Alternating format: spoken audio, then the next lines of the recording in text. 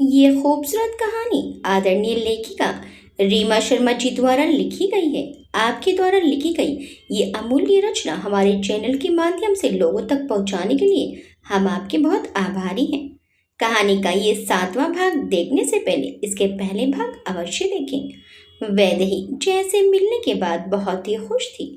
उसके चेहरे पर अलग ही चमक थी।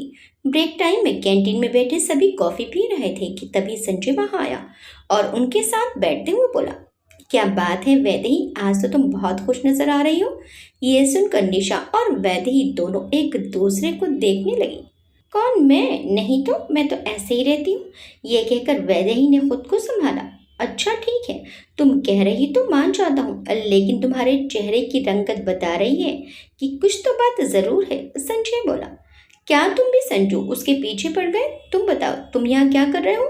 तुम्हारे कोई क्लास नहीं है क्या? निशा ने कहा, हाँ है ना क्लास, लेकिन थोड़ी देर बाद तुम लोगों को देखा तो यहाँ चला आया, सोचा मैं भी कॉफी पी लूँ। संजय ने सफाई देते हुए कहा, गुड, तो कॉफी पियो और भूख लगी हो तो कुछ खा भी लेना, लेकिन हमारा दिमाग मत खाओ। निशा ने चिढ़ते हुए कहा, अरे यार तुम क्यों नाराज हो रही हो? मैंने तो बस ऐसे ही पूछ लिया। संजय ने निशा से कहा, फिर वैदेही को देखकर बोला, वैसे तुम ऐसे ही रहा करो वैदेही, हमेशा हंसती मुस्कुराती, अच्छा लगता है तुम्हें ऐसे देख।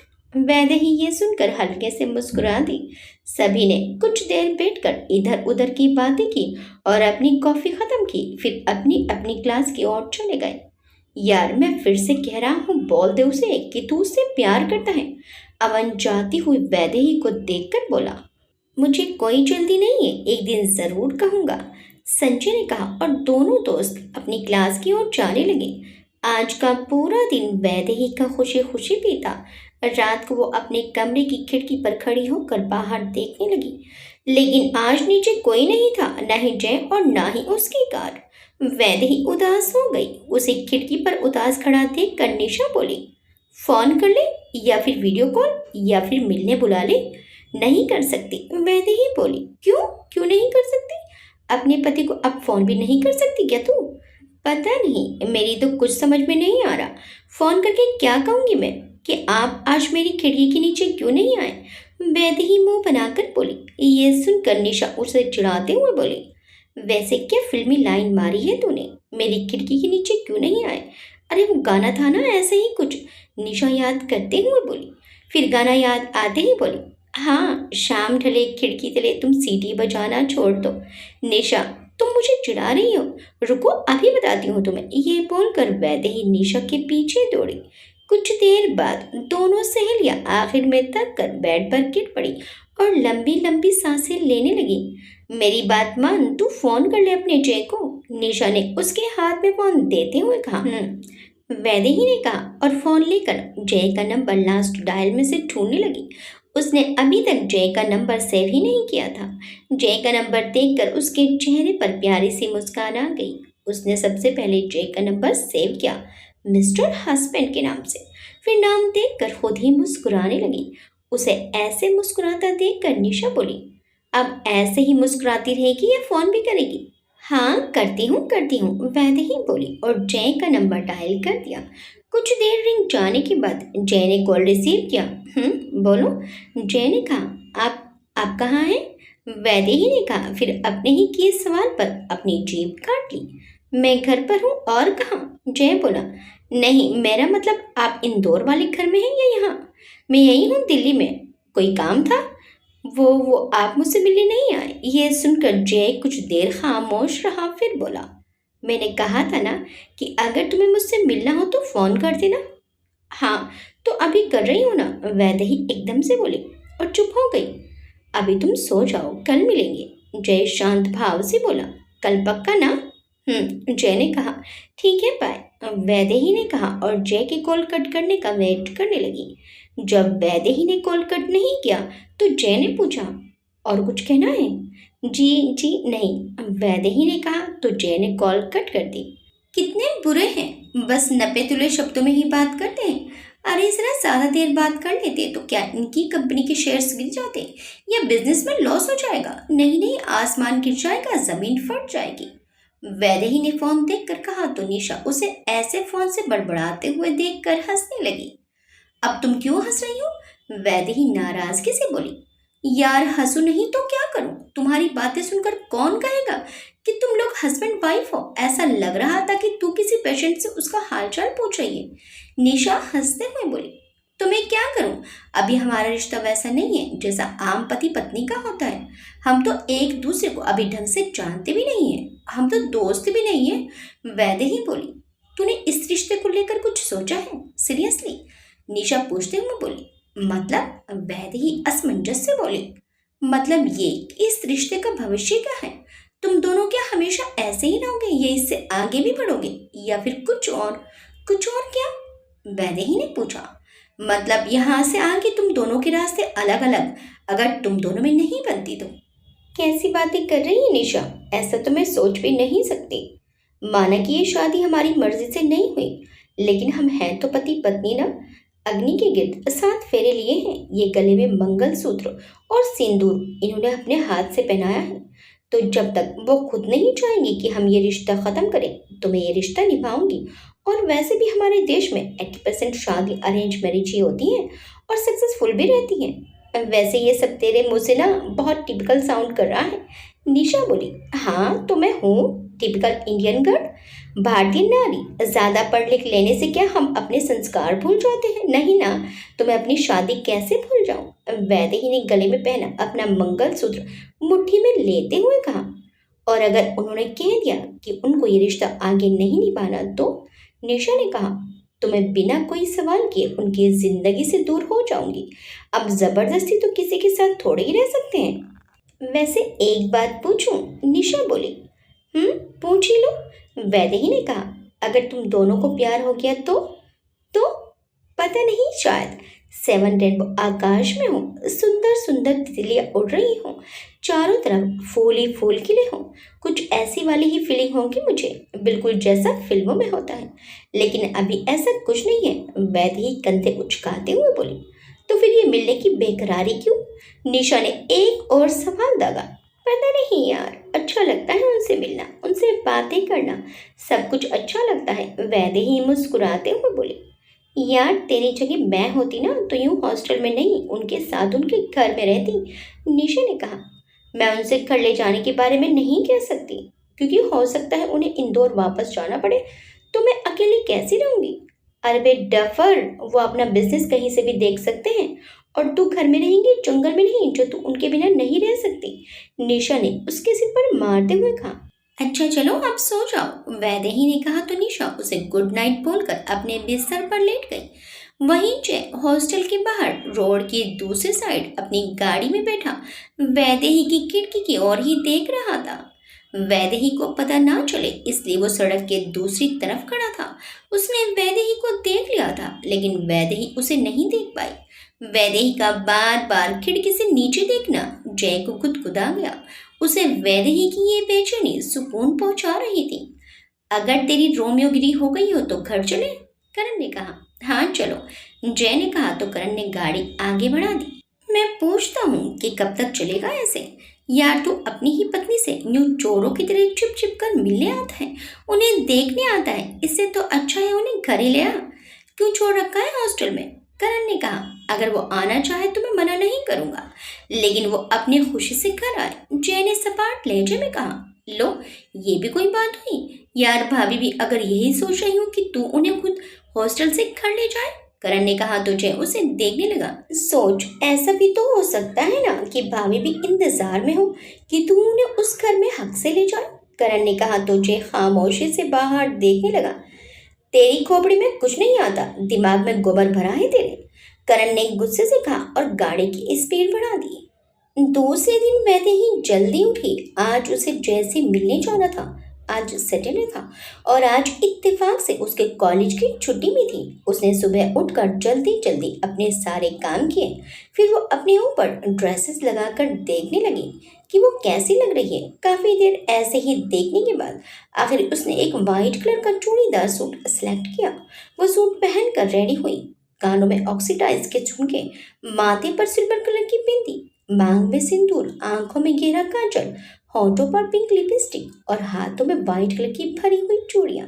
वो बहुत खूबसूरत लग रही थी। वो किसी आसमानी परी की तरह लग रही थी। जब निशा ने उसे ऐसे देखा तो सीटी बजाते हुए बोली, वाह, आज तो तू ऐसे तैयार हुई है जैसे अपनी पहली डेट पर जा रही है। ये सुनकर वैदे ही ब्लश करने लगी। Oh my God, you are blushing. ये सच में तू ही है ना? कहीं कोई और तो नहीं? निशा ने कहा। निशा, मत करो ना ऐसा, वैदे ही चेपते हुए बोली। अच्छा ठीक है, लेकिन बहुत प्यारी लग रही है। देखना तुम्हारे जय बाबू के तो होश ही उड़ जाएंगे, निशा ने कहा और उसके कान के पीछे काजल का टीका लगाते हुए बोली। तुझे किसी की नजर न लगे, ये देखकर वैदे ही मुस्कुराने लगी। अब मुस्कुरा क्या रही है?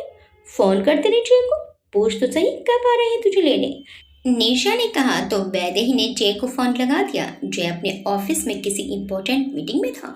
उसका फोन उसके असिस्टेंट के पास था। रिंग जाते ही असिस्टेंट ने फोन देखा तो वैदेही का नाम देखकर वो कॉन्फ्रेंस रूम से बाहर आया। उसने तुरंत फोन उठाया। हेलो, वैदेही बोली। Hello, good afternoon ma'am, assistant बोला। कौन बोल रहा है? अनजान आवाज सुनकर वैदेही बोली, मैम मैं सर का असिस्टेंट सुमित। वो कहाँ है? वैदेही ने झिझकते हुए पूछा। मैम, सर एक इम्पोर्टेंट मीटिंग में है, आप मुझे बताइए अगर कोई काम हो तो, सुमित बोला। नहीं, कोई ज़रूरी काम नहीं है, बस जब वो फ्री हो जाए तो उन्हें बता देना कि मैंने फ़ोन किया था, वैदेही बोली। यस डेफिनेटली मैम, सुमित ने कहा। तो वैदेही ने फ़ोन काट दिया। इधर कॉन्फ्रेंस रूम में बैठा जय लगातार सुमित को घूरे जा रहा था, क्योंकि वो जानना चाह रहा था कि सुमित इतनी देर से किससे बात कर रहा था। सुमित उसकी नजरों के भाव समझते हुए जय के पास आया और नीचे झुककर बोला, सर मैम का फोन था। जय ने जैसे ही ये सुना उसने तुरंत अपना फोन लिया और सुमित को घूर कर देखा, फिर बिना कुछ कहे कॉन्फ्रेंस रूम से बाहर आ गया। सब लोग मुंह खोले ये सब देख रहे थे, क्योंकि आज से पहले जय कभी ऐसे बीच में मीटिंग को छोड़कर नहीं गया था। चाहे कितना भी इम्पोर्टेंट कॉल क्यों ना हो, फिर आज ऐसे कौन सी इम्पोर्टेंट पर्सन का कॉल आ गया कि जय अपनी इतनी इम्पोर्टेंट मीटिंग छोड़कर बाहर आ गया। जय ने वैदेही को कॉल किया तो वहां से वैदेही की प्यारी सी आवाज़ आई, हेलो। उसकी आवाज़ सुनकर जय की आंखें खुद ब खुद बंद हो गई और होंठों पर प्यारी सी मुस्कान, जैसे इस आवाज़ को वो अपनी धड़कन में और आवाज़ की खनक को अपनी सांसों में उतारना चाह रहा हो। वैदेही दोबारा बोली, हेलो, आप सुन रहे हैं ना? जय ने खुद को संभाल कर बोला, वो आप आज आने वाले थे ना मुझसे मिलने, मैं कब से वेट कर रही हूँ आपका। यह सुनकर जय के दिल को बहुत ही सुकून मिला।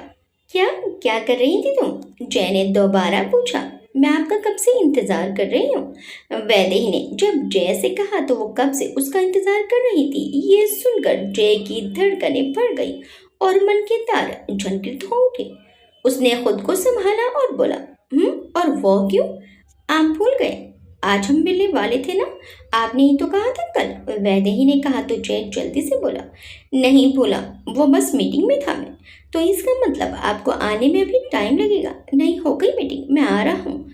तो फिर जल्दी आइए ना। हाँ, आ रहा हूँ, बस थोड़ी देर में पहुँचता हूँ, जय ने कहा और कॉल कट करके फ़ोन को देखने लगा।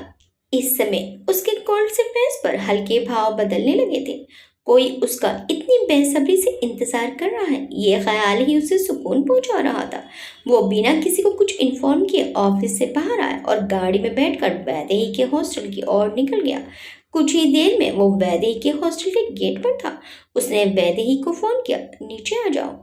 ये सुनकर वैदेही खुश होते हुए बोली, जी अभी आई। निशा, वो आ गए, मैं जा रही हूँ, वैदेही ने निशा के गले लगते हुए कहा और बाहर जाने लगी। सुन, निशा की आवाज़ पर वैदेही रुकी तो पलटकर उसे देखा। हो सके तो पूछ कर देख लेना कि वो तुझे अपने साथ अपने घर में रखते हैं या नहीं, निशा ने कहा।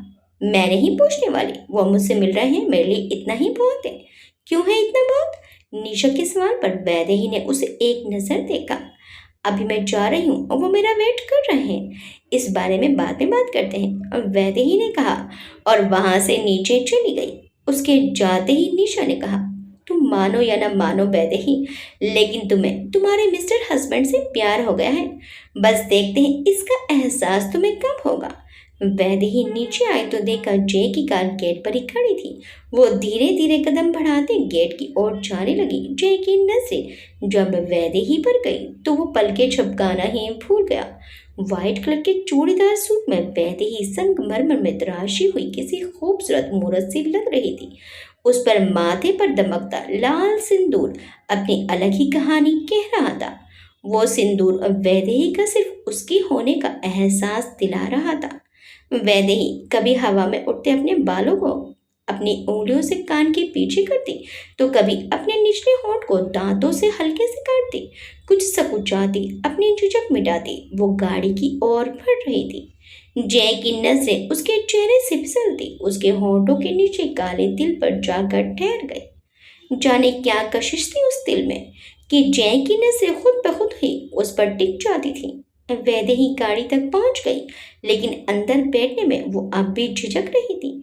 जय बाहर आया और उसकी ओर आकर गाड़ी का दरवाजा खोलकर वैदेही को अंदर बैठने का इशारा किया तो वैदेही अंदर बैठ गई। जय भी ड्राइविंग सीट पर आकर बैठ गया और गाड़ी स्टार्ट की।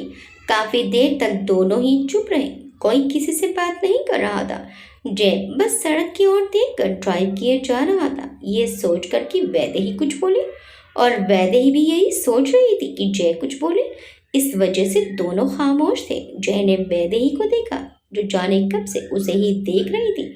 जय के देखते ही उसने अपनी नजरें फेर ली। जय ने मन में कहा, मुझे मिलने तो ऐसे बुलाया जैसे मुझे एक नज़र देखे बिना रह नहीं सकती, और अभी एकदम से खामोश। इस लड़की का भी कुछ समझ नहीं आता। वैदेही ने एक बार फिर उसकी ओर देखा और वो भी मन में बड़बड़ाने लगी, ये मिस्टर हस्बैंड भी एकदम खड़ूस है, मुझसे कुछ बात ही नहीं कर रहे, पता नहीं कहाँ ले जा रहे हैं। जय ने जब काफी देर तक वैदेही की नजरें खुद पर महसूस की तो आखिर बोल ही पड़ा, कब तक ऐसे घूरती रहोगी? जानता हूँ कि मैं बहुत हैंडसम हूँ। जी। वैदेही ने अपनी आंखें बड़ी बड़ी करके उसे देखा। और नहीं तो क्या, कब से घूरे जा रही हो, कुछ बोल ही नहीं रही। आप भी तो खामोश है, बोल तो आप भी सकते हैं कुछ। वैदेही ने कहा तो जय ने उसे अपनी आंखें छोटी करके देखा। वैदेही ने भी उसे देखकर मुंह बना लिया। ये देखकर जय के चेहरे पर हल्की सी मुस्कान आ गई। ये बताओ कहाँ चलना है, जहाँ आप ले चले। वैदेही बोली तो जय की नजरें एक बार फिर वैदेही पर टिक गई। कहीं चलकर लंच करें, जय ने उसे देखकर कहा। लंच ही करना होता तो आपके साथ क्यों आती, मैं हॉस्टल में ही कर लेती। वैदेही धीरे से बड़बड़ाई लेकिन जय ने सुन लिया। किसी मॉल में चलकर शॉपिंग करें, जय ने कहा। मेरे पास सब कुछ है, मुझे किसी चीज़ की ज़रूरत नहीं है, और मुझे शॉपिंग ही करनी होती तो आपको मिलने ना बुलाती। ये सुनकर जय ने गाड़ी पर ब्रेक लगाया और वैदेही की ओर देखकर बोला, तुम करना क्या चाहती हो? ये नहीं करना, वो नहीं करना, तो क्या पूरे दिन ऐसे सड़कों पर घूमना है क्या? वो मुझे मुझे हाँ, मुझे गोलगप्पे खाने हैं। वैदेही ने गोलगप्पे के ठेले को देखकर कहा। जय ने भी मुड़कर उस ओर देखा। वो वैदेही को मना करता, तब तक वो गाड़ी से निकलकर गोलगप्पे वाले के पास पहुंच गई थी। जय भी बाहर आया और बोला, वैदेही ऐसे गोलगप्पे खाना क्या सेफ है? अरे इसमें क्या बुराई है, मेरी मानो तो आप भी खाइए, बहुत ही टेस्टी होते हैं। वैदेही ने कहा और गोलगप्पे वाले से चहकती हुई बोली, भैया गोलगप्पे खिलाना तीखे वाले। वैदेही तुम्हें नहीं लगता कि ये सड़क के गोलगप्पे कितने अनहाइजेनिक है? कम ऑन, तुम मेडिकल स्टूडेंट होकर भी ये सब खा रही हो। एक काम करते हैं, हम किसी अच्छे से रेस्टोरेंट जाते हैं, वहाँ तुम जितना मर्जी हो गोलगप्पे खा लेना, लेकिन यहाँ नहीं प्लीज। जय उसको रोकते हुए बोला, ओह द फेमस जयवीर सिंह आप हैं, और आप होंगे कहीं के अमीर ज़ादे, लेकिन मैं नहीं, और ये सारे चोंचले भी ना अमीरों के ही हैं।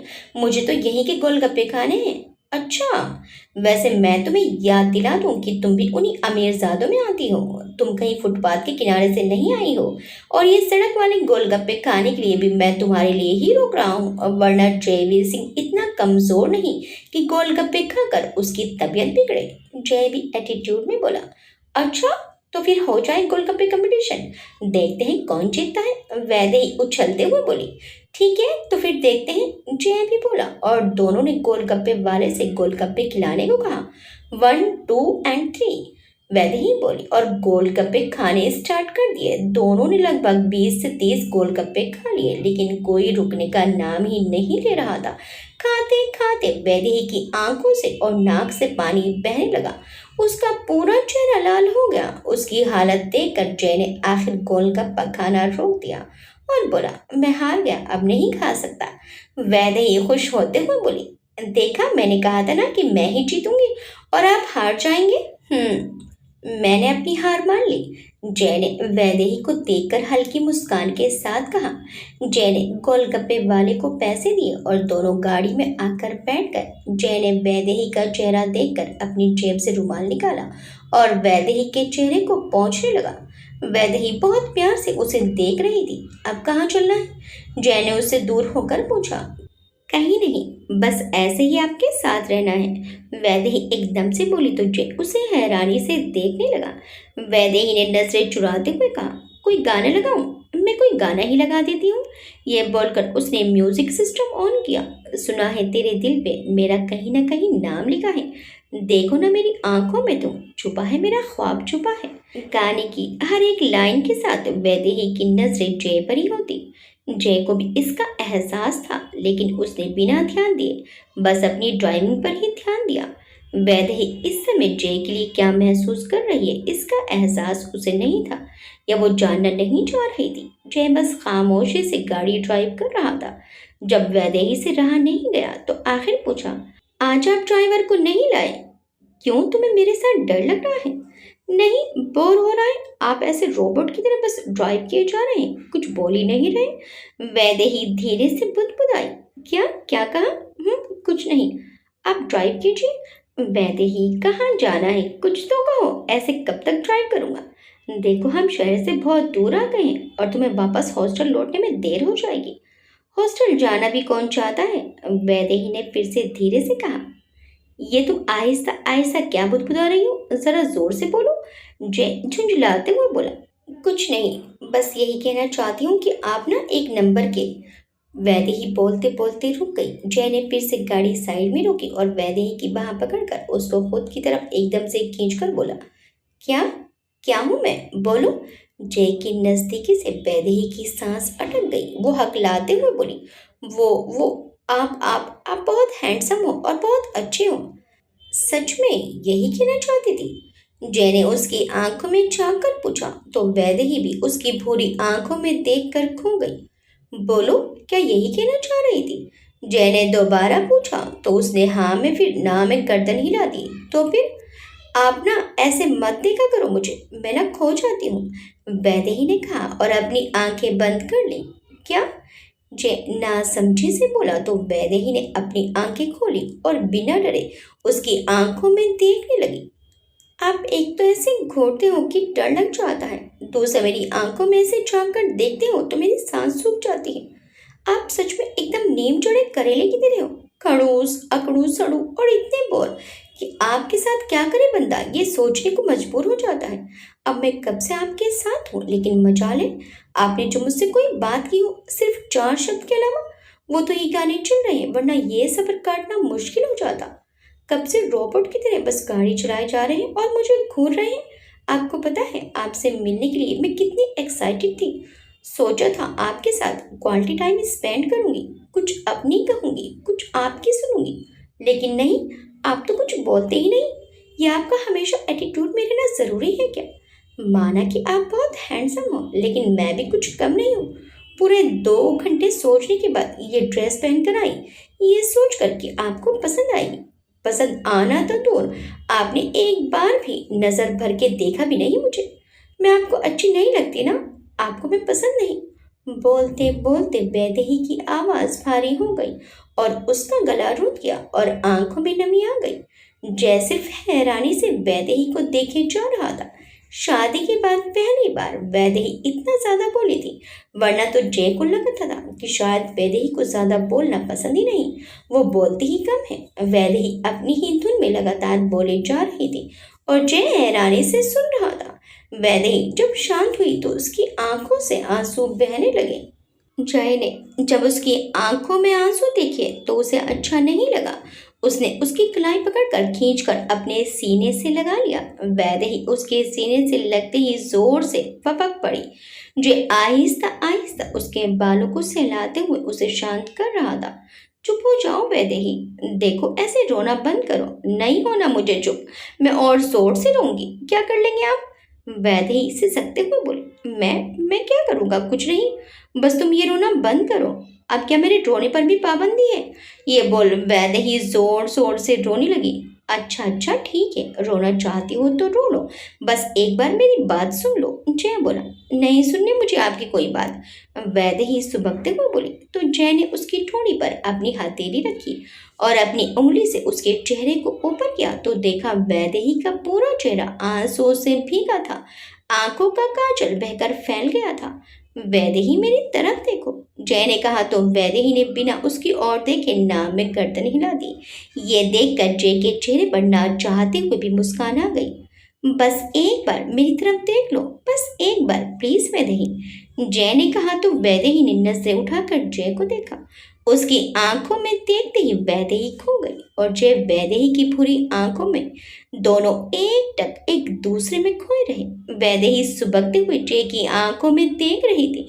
जय की नजरें भी वैदेही के खूबसूरत चेहरे पर ही थी। रोने की वजह से उसकी आंखें और नाक लाल हो गए थे। इस समय वो किसी नाजुक गुड़िया सी लग रही थी और उस पर उसके गुलाब की पंखुड़ियों से नाजुक होंठ कांप रहे थे। उसके लड़सते होंठ और नीचे के काले तिल को देखकर जय का दिल आज बगावत पर था। वो मदहोश होकर उसके होंठों के करीब आ रहा था। इसके पहले कि जय के होंठ वैदेही के अधरों को छूते वैदेही अपने होश में आई और उसने अपना मुंह फेर लिया। जय भी अपने होश में आया और तुरंत वैदेही से दूर हुआ। अब दोनों एक दूसरे से नजरें चुराने लगे। ये मैं क्या करने जा रहा था? मुझे क्या हो जाता है इसको देखकर? मेरा खुद पर काबू ही नहीं रहता। ऐसे कैसे मैं उसकी परमिशन के बिना उसके करीब आया? उसे कितना बुरा लग रहा होगा। जय मन में सोचने लगा। हे भगवान, ये मुझे क्या हो गया था? मैं इनकी आंखों में खोने लगी हूँ। ये मिस्टर हस्बैंड को कोई जादू वादू आता है क्या? वो मुझे किस नहीं नहीं, ऐसे कैसे किस कर सकते हैं? माना कि पति है मेरे, लेकिन ऐसे कैसे? मैं उनके लिए कुछ फील थोड़ी करती हूँ और बिना फीलिंग्स के ऐसे करीब आना, नहीं नहीं। वैसे ही मन ही मन सोचने लगी। दोनों ऐसे ही अपने ख्यालों में खोए रहे कि कुछ देर बाद वैदेही ने अपना गला साफ करते हुए कहा, चले। जय ने कहा और गाड़ी स्टार्ट की। एक बार फिर गाड़ी में खामोशी छा गई। वैदेही बार बार जय को देखती, फिर जय के देखने पर नजरें फेर लेती। आप फिर से खामोश हो गए। आखिर वैदेही बोल ही पड़ी। कहाँ जाना है अब बताओगी? जय ने पूछा। आप गाड़ी वापस की ओर घुमा लो, वैदेही बोली। क्यों? तुम्हें तो आगे ही आगे जाना था ना?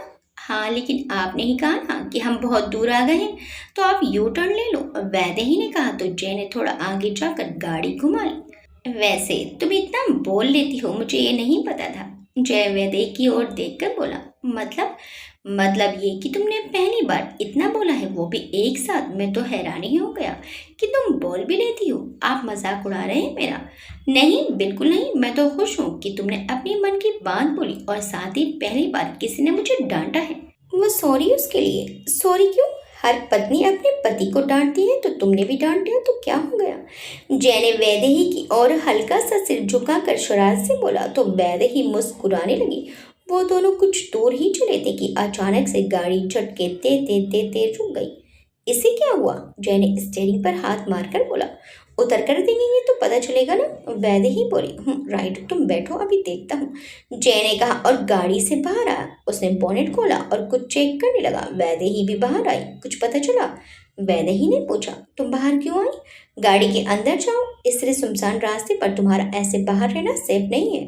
कुछ नहीं होगा, पहले ये बताइए गाड़ी चलते चलते क्यों रुक गई? वैदेही ने पूछा। वैदेही, मैंने कहा ना तुम अंदर बैठो।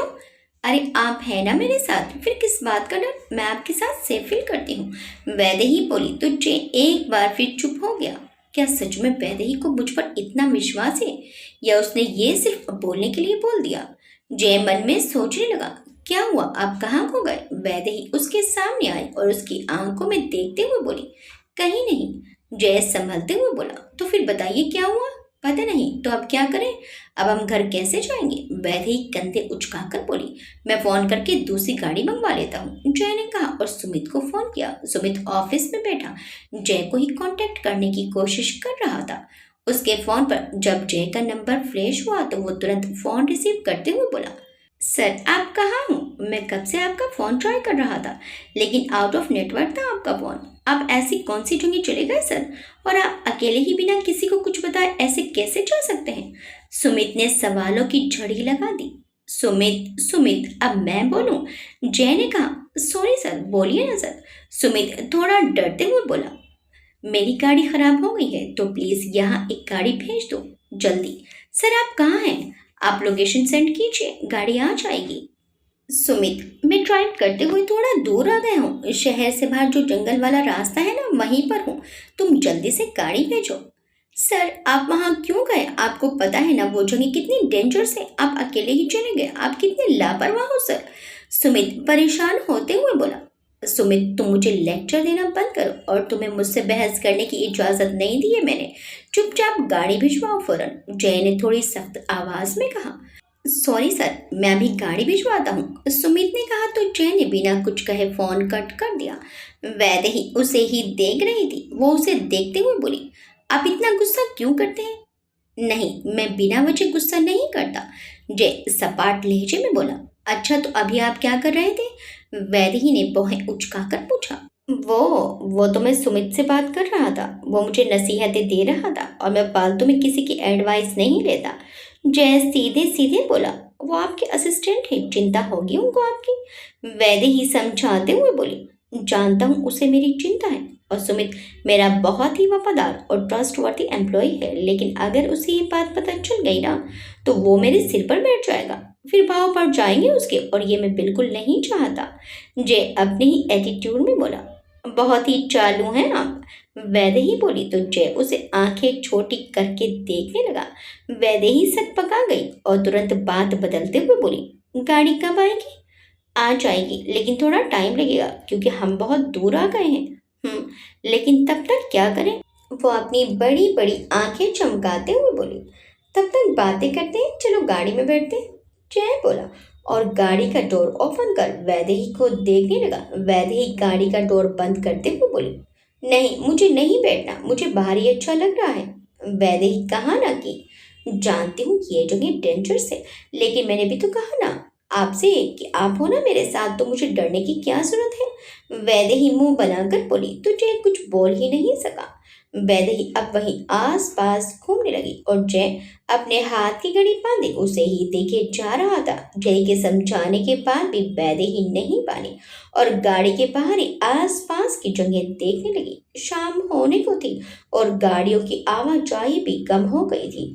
चारों तरफ घना जंगल और सुनसान रास्ते पर बस वो दोनों ही थे। वैदेही को जंगली पौधे और उन पर खिले नीले पीले फूल बहुत आकर्षित कर रहे थे। जय की नजर वैदेही पर थी, उसे खुद के लिए नहीं लेकिन वैदेही के लिए डर लग रहा था। लेकिन उसके चेहरे पर आने वाली प्यारी सी मुस्कान जय का मन मोह लेती। वैदेही उन फूलों को प्यार से छूती, उन्हें चूमती। फूलों को देखते देखते वैदेही थोड़ी और आगे बढ़ी तो जय ने टोक दिया। वैदेही आगे मत जाना, आगे जंगल है। जी, वैदेही मुंह बनाकर बोली तो जय के चेहरे पर उसे ऐसे देखकर हल्की सी मुस्कान आ गई। उसी समय जय को एक कॉल आया। वो कॉल रिसीव कर बात करने लगा और वैदेही फूलों को देखने में बहुत खोई हुई थी। वो थोड़ा और आगे बढ़ गई पर जंगल के अंदर नहीं गई थी। तभी एक आवारा सा गुंडा टाइप लड़का जंगल से बाहर आ रहा था। उसकी नजर वैदेही पर पड़ी। उसने वैदेही को गौर से देखा। अरे यार, इस जंगल में ये खूबसूरती कहाँ से आ गई? वो बोला और आहिस्ता से पीछे लौट गया। उसने जय को नहीं देखा था। कुछ देर बाद वो अपने साथ 3 और गुंडे टाइप आदमियों के साथ आया। उन चारों ने शराब पी हुई थी। बहुत चिकना आइटम लग रहा है बॉस, दूसरे लड़के ने वैदेही को ऊपर से नीचे घूरते हुए बोला और चारों उसके पास आने लगे। वो वैदेही के पीछे आहिस्ता से गए और एक लड़के ने उसके मुंह पर हाथ रख दिया, बाकी ने उसे उठा लिया। उन्हें देखकर वैदेही घबरा गई। उस समय जय किसी को कुछ समझा रहा था तो उसका ध्यान उसी पर था। वो चारों उसे लेकर जल्दी से जाने लगे। वैदेही छटपटाने लगी। उसकी छटपटाहट की वजह से उसके मुंह पर से उस लड़के का हाथ हट गया तो वैदेही ने जोर से चीख लगाई, जय। वैदेही की आवाज सुनकर जय ने फोन कान से हटाकर अपने आसपास देखा, लेकिन वैदेही वहां नहीं थी। वो घबरा गया। ये आवाज तो वैदेही की थी, कहाँ गई ये लड़की भी ना? कहा था इससे कि कहीं मत जाना, लेकिन इसे तो मेरी बात ही नहीं सुननी। जय ने आस पास देखते हुए कहा और वैदेही को ढूंढने लगा। ये किसको बुला रही है तू? आदमी ने पूछा। अभी पता चल जाएगा किसे बुला रही हूँ, वैदेही बोली और एक बार फिर जोर से चीखी, जय। वैदेही की आवाज सुनकर जय ने भी वैदेही को आवाज लगाई। वैदेही कहाँ हो तुम? वैदेही। जय की आवाज सुनकर उनमें से एक ने बोला, लगता है इसके साथ सच में कोई है। एक काम कर, इसका मुंह फिर से बंद कर और लेकर चली यहाँ से। वैदेही ने एक बार और आवाज लगाना चाहा, लेकिन इस बार उसकी आवाज आधी गले में ही घुट गई, क्योंकि तब तक आदमी ने उसके मुंह पर अपना हाथ रख लिया था। वैदेही छटपटाने लगी और छूटने की कोशिश करने लगी। उधर जय परेशान से वैदेही को ढूंढने में ही लगा था। जब वैदेही उसे आसपास नहीं मिली तो उसे वैदेही को लेकर डर लगने लगा। वो आवाज की दिशा में अंदर जंगल की ओर दौड़ा, क्योंकि उसने वैदेही की घुटी हुई आवाज सुन ली थी। किसी अनहोनी के डर से उसके माथे पर घबराहट से पसीने आने लगे और दिल बैठा जा रहा था, जैसे उससे उसकी कोई कीमती चीज खो गई हो। और वैदेही वैदेही वो आवाज लगाते हुए इधर उधर जंगल में ढूंढने लगा। वहीं वो चारों वैदेही को घसीटते हुए जंगल में बनी एक झोपड़ी में ले गए। जय जब वैदेही को ढूंढता हुआ अंदर की ओर पहुंचा तो देखा वहां वैदेही के चूड़ियों के कुछ टुकड़े पड़े हुए थे और जमीन पर कुछ कदमों के निशान। जय को अब और डर लगने लगा। वो उन निशानों का पीछा करते हुए उसी दिशा में जाने लगा। आगे जाकर उसे वैदेही की सैंडल मिली और कुछ घसीटने के निशान। जय और आगे बढ़ गया। इधर झोपड़ी में उन लोगों में से दो लोगों ने उसे पकड़ रखा था और एक ने आगे बढ़कर उसके गले से दुपट्टा निकालकर उसके मुंह पर बांध दिया ताकि वो चिल्ला ना सके। वैदेही की आंखों से आंसू बहने लगे और छूटने की कोशिश करने लगी, लेकिन एक आदमी ने उसे खींचकर एक थप्पड़ मारा और उसके सूट का बाजू फाड़ दिया। वैदेही घबराते हुए नाव में अपनी गर्दन हिला रही थी। वह आदमी और आगे बढ़ता उसके पहले किसी की वहां आवाज गूंजी, स्टॉप। सबने पीछे मुड़कर देखा और साथ में वैदेही ने भी। वहां जय खड़ा था जो गुस्से में सबको घूर रहा था। जय को देखकर वो अपनी आंसू भरी आंखों से मुस्कुराने लगी, लेकिन वैदेही को उस हालत में देखकर जय का खून चलने लगा। गुस्से में उसकी मुट्ठियां कस गई। वो उन चारों को घूरते हुए बोला, अगर अपनी जान की सलामती चाहते हो तो छोड़ दो उसे। ऐसे कैसे छोड़ते हैं बिना अपना काम किए? एक आदमी ने जैसे ही कहा, जय ने उसे आगे बढ़कर एक घूसा मार दिया। ये देखकर बाकी के तीनों जय पर टूट पड़े। जय उनसे लड़ने लगा। वो उन चारों पर भारी पड़ रहा था। ये देखकर एक आदमी उठा और वैदेही के गले पर चाकू रखकर बोला, अब अगर तूने हम पर हाथ उठाया तो ये लड़की अपनी जान से जाएगी। ये देखकर जय के हाथ रुक गए और वो चारों भी अब चैन की सांस लेने लगे, जैसे जान बची तो लाखों पाए। उस आदमी को रिलैक्स होता देखकर जय ने हाथ मारकर चाकू गिरा दिया और उसकी गर्दन पकड़कर जमीन पर गिराते हुए बोला, तेरी हिम्मत कैसे हुई मेरी वैदू को हाथ लगाने की? इन्हीं हाथों से छुआ है ना तूने, इन्हीं हाथों से। ये बोलकर उसने उसका हाथ पकड़कर मोड़ दिया। कड़कड़ की आवाज आई, जो उस आदमी की हाथ की हड्डी टूटने की आवाज थी। इस समय वो बहुत गुस्से में था। उसका ये रूप देखकर वैदेही सहम गई और बाकी के तीनों गुंडे तो डर के मारे कांपने लगे। जय अब उसको छोड़कर बाकी तीनों के पास गया और अपनी जलती हुई निगाहों से घूरने लगा। उसने वहीं पड़ा एक डंडा उठाया और तीनों को पीटने लगा। हाथ लगा हाथ, छूना चाहता है ना इसे, ले छूना। जय ये बोलते हुए उन तीनों को पीटे जा रहा था। इस समय वो महाकाल का रौद्र रूप लग रहा था। वैदेही एक कोने में डरी सहमी खड़ी जय को ही देख रही थी। जय का ये रूप उसके लिए भी नया था। जय का हमेशा उसने कैरिंग रूप ही देखा था। जय उन तीनों को बुरी तरह पीट रहा था। तीनों में से एक आदमी किसी तरह वैदेही के पास आया और उसके पैरों में गिरकर बोला, मैडम प्लीज साहब को रोक लीजिए, वो मर जाएंगे, हमें माफ कर दो, हमसे गलती हो गई, अब हम कभी ऐसा नहीं करेंगे, हमें माफ कर दो, उनको बचा लो मैडम, उनको बचा लो। वैदेही ने उस आदमी को देखा, फिर जय को, जो उन लोगों को मार मार कर अधमरा कर चुका था। वो इधर उधर पड़े करहा रहे थे। वैदेही किसी तरह जय के पास आई और उसका हाथ पकड़ लिया। जय ने उसकी ओर देखा तो उसने अपनी आंसू भरी आंखों से देखकर नाव में गर्दन हिला दी। जय ने तुरंत डंडा छोड़कर आगे बढ़कर वैदेही को सीने से लगा लिया। वैदेही रोने लगी। वो वैदेही को कसकर बाहों में भींचकर बोला, तुम ठीक हो? वैदेही भी डरी सहमी उसके सीने से चिपकी रही। कुछ देर बाद जय वैदेही से अलग हुआ और उसका चेहरा अपनी हथेलियों में थाम कर बोला, तुम ठीक हो ना? वैदेही ने बस हाँ में गर्दन हिला दी। जय ने अपनी जेब से रुमाल निकाला और वैदेही का चेहरा साफ करने लगा। वैदेही के कान पर थप्पड़ का निशान देखकर उसे बहुत तकलीफ हुई। मुझे माफ कर दो वैदेही, मैं तुम्हारा ख्याल नहीं रख पाया, जय उदासी से बोला। ये सुनकर वैदेही ने एकदम से जय के होठों पर अपनी उंगलियां रख दी। वो बोली, आपकी इसमें कोई गलती नहीं है, आपने तो मुझे मना किया था, आगे जाने से मैं ही नहीं मानी तो गलती तो मेरी है। जय एक टक उसकी आंखों में देखने लगा। ये देखकर वैदेही ने अपनी उंगली जय के होठों से हटाई। चलो यहाँ से निकलते हैं वरना अंधेरा हो जाएगा, जय ने कहा तो वैदेही ने फिर से सिर हिला दिया। वैदेही जैसे ही आगे बढ़ी वैसे ही लड़खड़ा गई। जय ने उसे जल्दी से थाम लिया। वैदेही क्या हुआ, तुम्हें कहीं चोट? ये बोलते हुए उसका ध्यान वैदेही के पैर की ओर गया जहां से खून बह रहा था। ये कैसे हुआ? जय बोला, वो जब ये लोग मुझे घसीट रहे थे तो मेरा पैर पत्थर से टकरा गया, वैदेही ने कहा तो जय ने उसकी आंखों में देखते हुए उसे अपनी गोद में उठा लिया और वैदेही ने भी उसकी गर्दन में अपनी बाहें डाल दी। जय आगे देखते हुए वैदेही को गोद में उठाए जा रहा था और वैदेही उसे एक टक देखे जा रही थी। जय जब वैदेही की ओर देखता तो वो अपनी आंखें बंद कर लेती और जय जैसे ही आगे देखता वैदेही अपनी आंखें तुरंत खोल लेती। ये देखकर जय के चेहरे पर हल्की सी मुस्कान आ गई। वहीं वैदेही भी उसे प्यार से देखने लगी। जय आखिर जंगल से बाहर गाड़ी तक पहुंच गया जहां सुमित उसका पहले से इंतजार कर रहा था। अपने बॉस को ऐसे देखकर उसका तो पूरा मुंह खुला का खुला रह गया। वो हैरानी से देखकर अपनी आंखें मलते हुए बोला, ये सर ही है ना, ये कोई और? ये मैम को गोद में क्यों लेकर आ रहे हैं? सुमित ओपन द डोर, जय की आवाज से सुमित की तंद्रा टूटी। यस यस सर, सुमित ने कहा और गाड़ी का डोर खोल दिया। जय ने वैदेही को आराम से गाड़ी में बिठाया और खुद दूसरी ओर जाने लगा। सर, ये मैम को क्या हुआ और आप ऐसे अंदर जंगल में? आपका फोन भी नहीं लग रहा था, सुमित ने पूछा। यही तुम्हारे सवालों के जवाब दूं या गाड़ी में बैठे?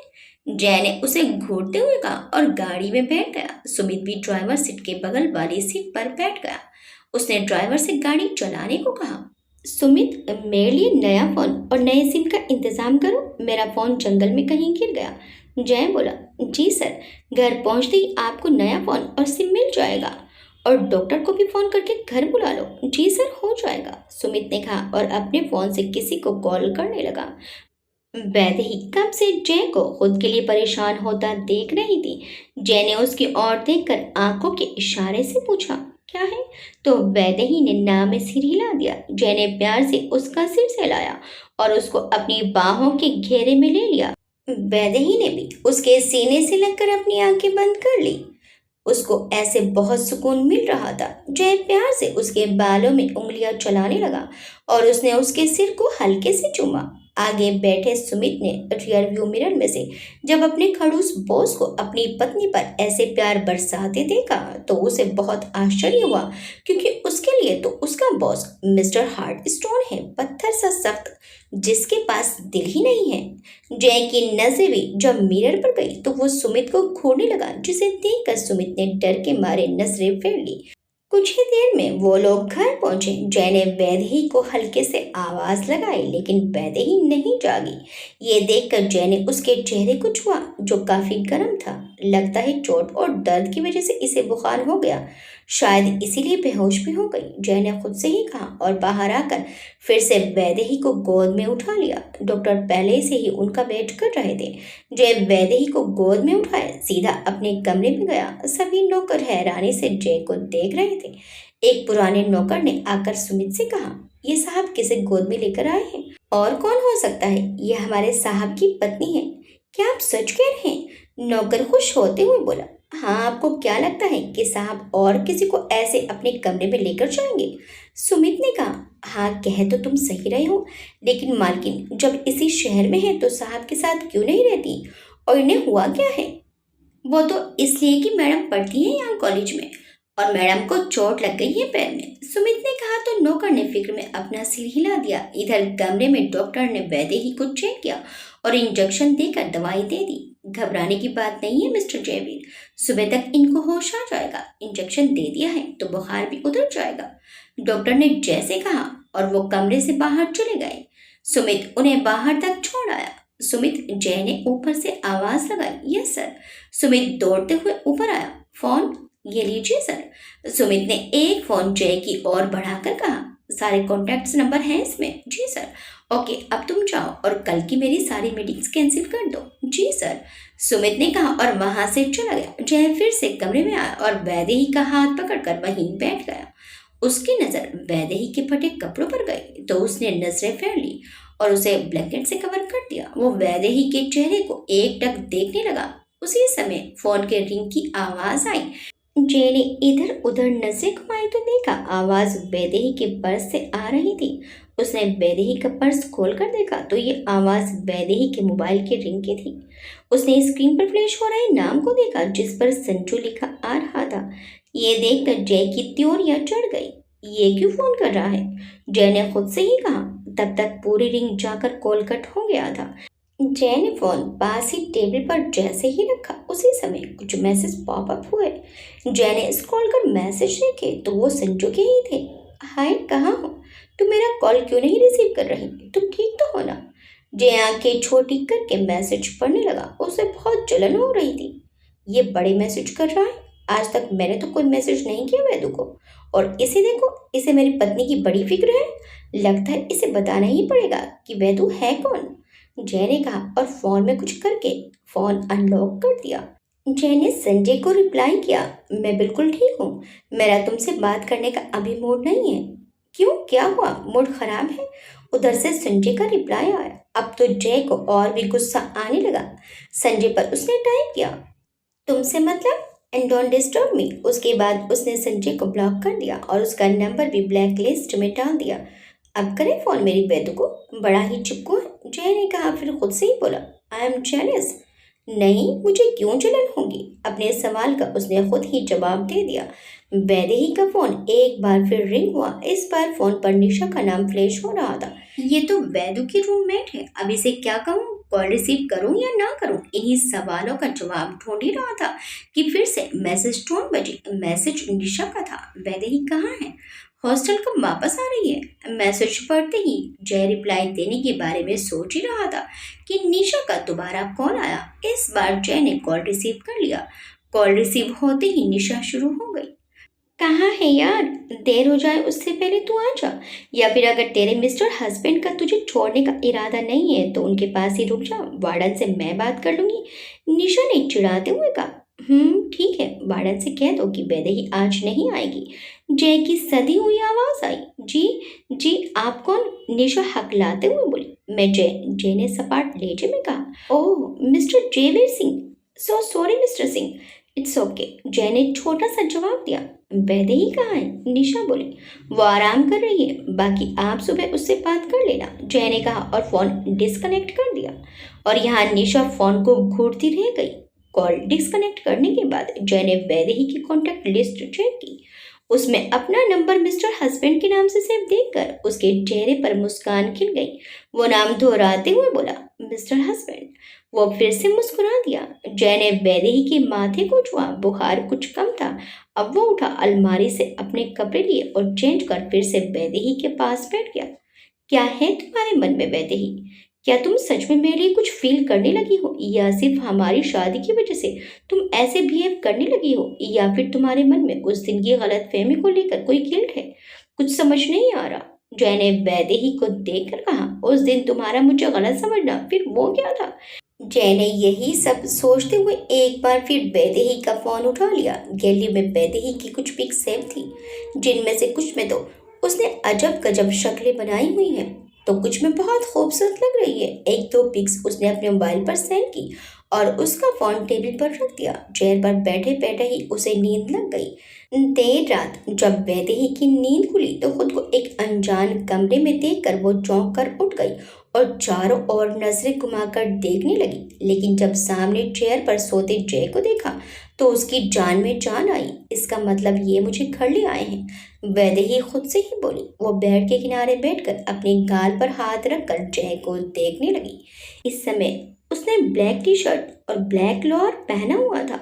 वैदेही बहुत प्यार से उसके चेहरे को देखने लगी। गोरा रंग, शार्प फेस कट, तीखी नाक, सुर्ख पतले होंठ, नींद में भी उन पर सजी मुस्कान और घनी लंबी रेशमी पलकें जैसे मस्कारा लगाया हो। मनमोहक जय को वो एक टक निहारने लगी। लुक तो सच में कातिल है मिस्टर हस्बैंड का, तभी लड़कियां पागल हैं। वहीं वैदेही खुद से ही बोली, फिर मुस्कुराने लगी। वो धीरे से बेड से नीचे उतर कर आई और जय के पैरों के पास नीचे बैठकर अपना सिर उसकी गोद में रख लिया और अपनी आंखें बंद कर ली। आगे क्या होगा? क्या वैदेही और जय के दिल में छुपा प्यार बाहर आ जाएगा या कोई और तूफान इन दोनों के बीच आ जाएगा? देखिए इस कहानी के अगले भाग में। आपको ये कहानी कैसी लगी हमें कमेंट करके जरूर बताइएगा। वीडियो अच्छी लगी तो वीडियो को लाइक शेयर सब्सक्राइब करना मत भूलिएगा। मिलते हैं इस कहानी के अगले भाग में। Till then bye bye.